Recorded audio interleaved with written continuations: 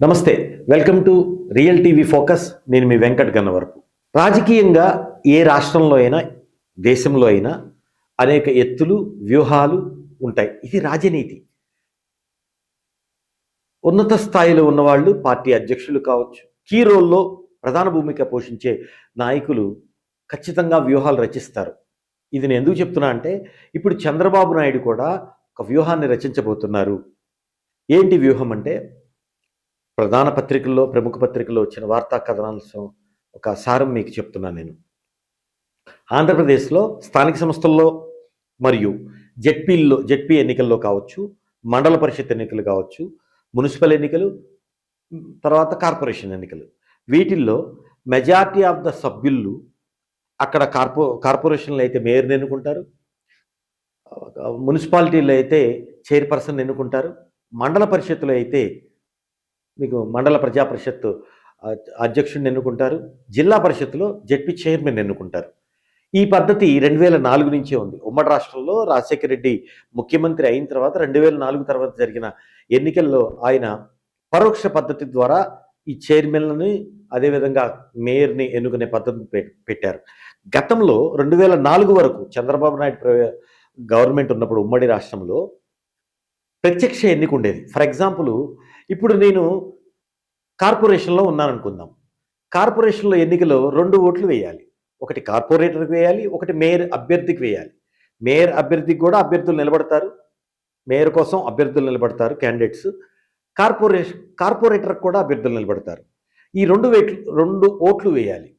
So municipal అనుకోండి, municipal కౌన్సిలర్కి వేయాలి, municipal చైర్మన్కి వేయాలి. అదే జిల్లా పరిషత్ అనుకోండి, జిల్లా పరిషత్ జెడ్పీటీసీ మెంబర్కి ఒక ఓటు వేయాలి, జిల్లా పరిషత్ చైర్మన్కి ఒక ఓటు వేయాలి.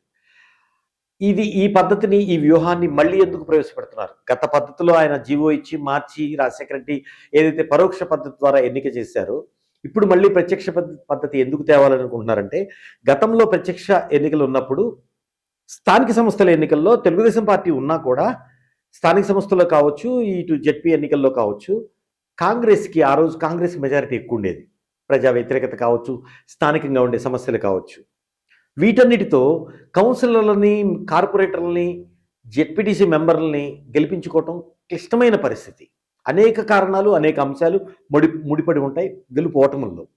వీటన్నిటి మీద సులువుగా ప్రభుత్వంలో మేయర్లు, జిల్లా పరిషత్ చైర్మన్లు, ముఖ్యంగా మున్సిపల్ చైర్మన్లు, ఎంపీపీలు, మండల ప్రజా పరిషత్ అధ్యక్షులు, వీళ్ళందరినీ సులువుగా గెలిపించుకోవాలంటే ప్రత్యక్ష ఎన్నికలకు వెళ్ళాలి.